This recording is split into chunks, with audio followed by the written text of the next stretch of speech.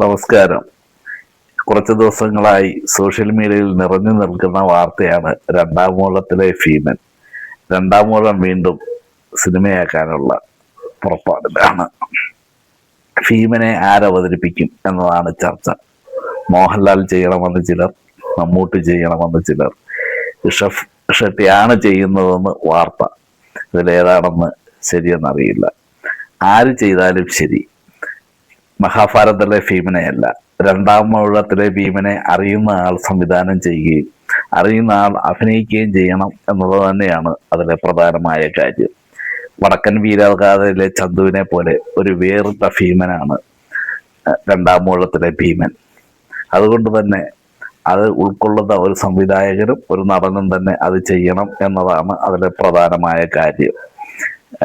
ഏത് ചിത്രം വന്നാലും അതിലേക്ക് ആ ഒരു കഥാപാത്രത്തെ മമ്മൂട്ടി അല്ലെ മോഹൻലാൽ ചെയ്യണം എന്ന് വാശി പിടിക്കുന്നത് ശരിയല്ല.